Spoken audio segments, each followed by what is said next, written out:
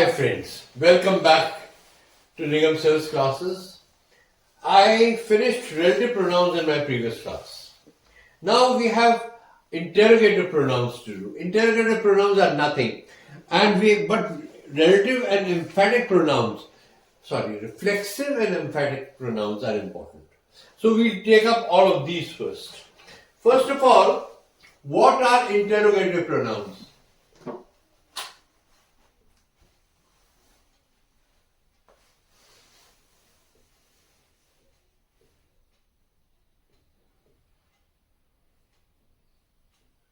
Interrogative pronouns are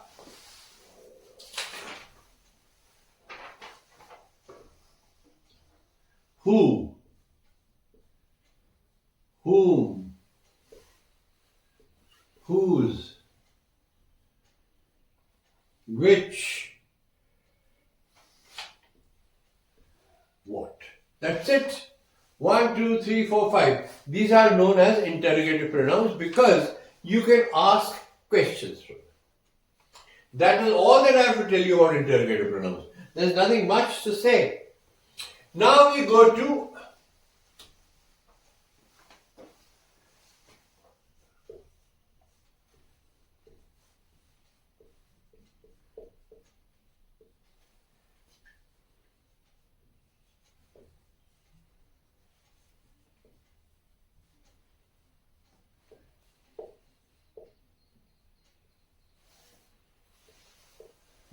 reflexive and emphatic pronouns are the same words, but their usage makes them either reflexive or emphatic. Like I say, I, myself, we, ourself, or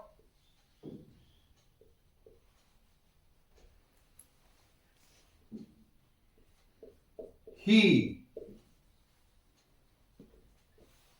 himself, she, herself, it, itself, they,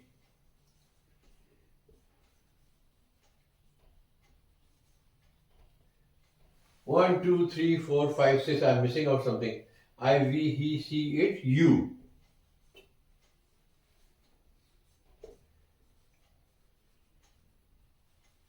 Yourself or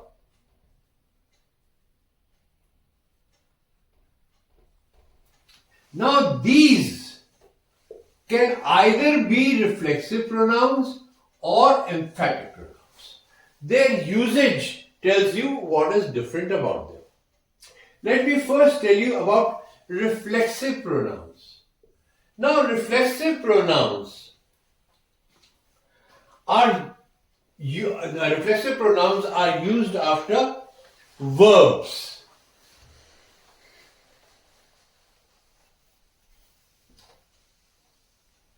Reflexive pronouns are used after verbs. They reflect on the action of the subject.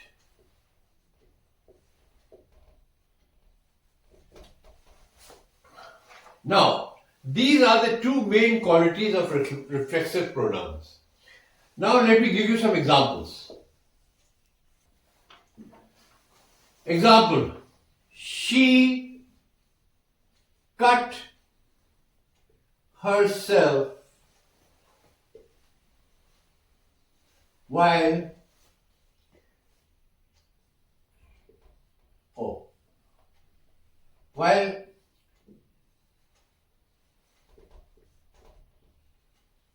chopping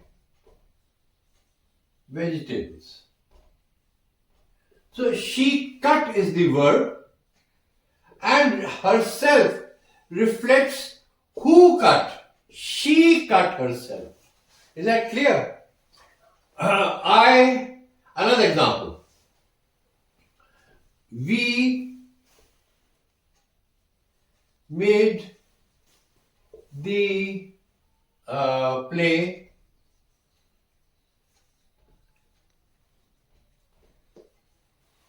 ourselves.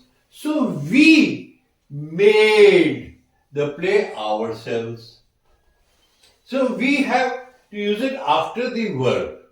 It is not necessary that it should be right next to the verb, but it is connected with the verb.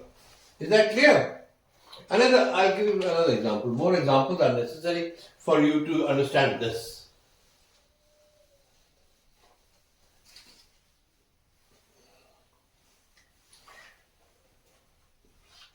The baby saw itself in the mirror. So now the baby and saw is the verb and saw itself. So itself reflects on the subject of the sentence. Is that clear? That is called, here it is used as a reflexive pronoun. Now we come to emphatic pronouns.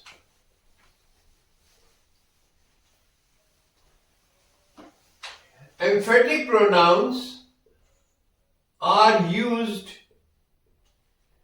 to lay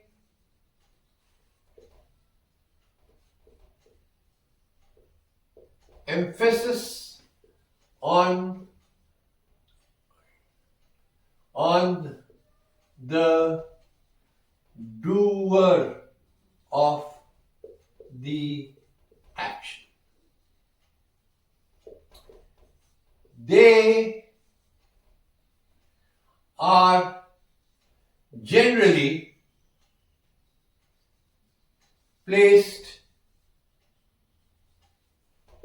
after nouns. Now, another very important point about emphatic pronouns is that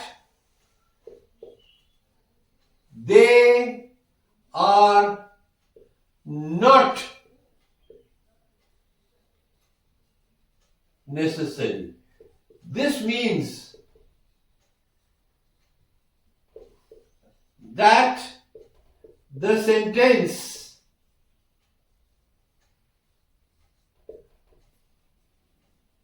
would be just as meaningful without them. They are not necessary. Now, I don't want to rub this out. I want you to understand this fairly well. Because if I say, I myself made the breakfast. I myself. Now, this is an emphatic pronoun. It is laying emphasis on the word I. I myself made the breakfast. If we delete myself, I made the breakfast, is just as good. We are just saying to gain our importance. She herself picked up the litter. Now, she picked up the litter is just as good. It has the same meaning as herself. Herself is just laying importance on she. Is that clear? Now, if this is clear to you, you understand the difference between reflexive and emphatic pronouns. And that's all there is to it. Is that clear now?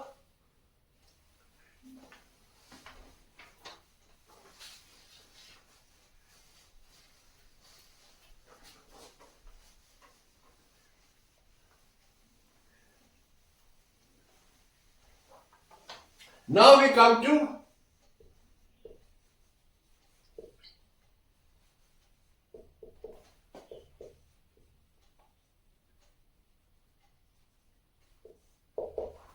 indefinite pronouns. Indefinite pronouns are pronouns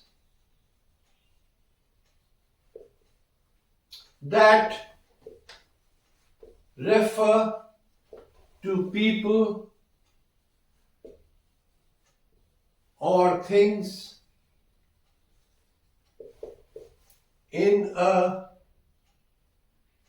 general way. For example, someone, something, anyone, anything, everyone,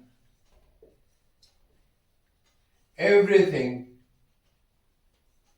etc. Do you understand this? So there is nothing much in pronouns apart from personal pronouns and relative pronouns. We have now finished with pronouns. Now friends, I am going to proceed with tenses. In my next session, we will be starting on tenses. Remember, I will be teaching you first of all something about tenses, and then I will go on to teach you the simple present tense. I will first teach you general information on tenses, then number 2,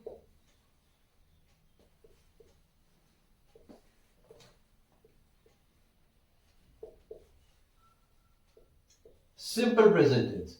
And then we will proceed to, instead of continuing with all the tenses at one time, we will proceed to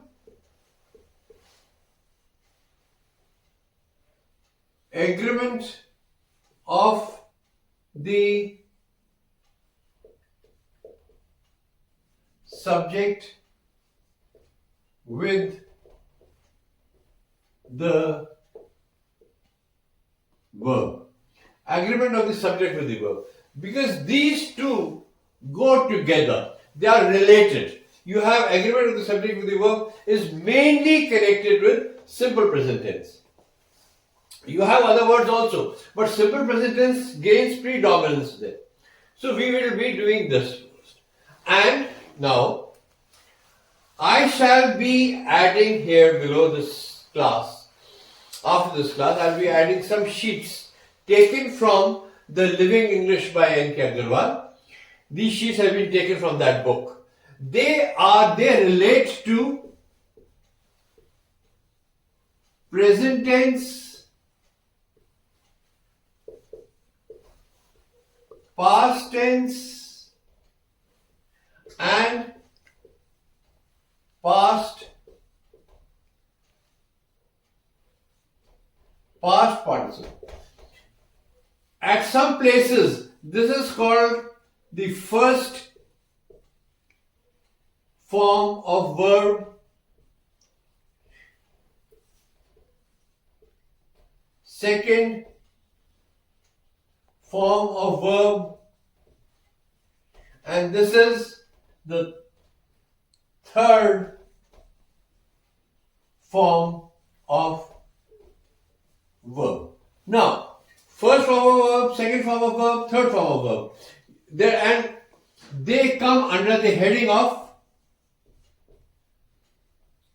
strong and weak verbs. You have to learn these pages to be able to continue with tenses. your knowledge of present tense, past tense and past participle must be perfect. You need to learn or mug up all these pages, because only then will you be able to understand the usage of past participle and past tense. Right? So, let's meet in the next class. This is a very brief class today, but then anyway. Thank you.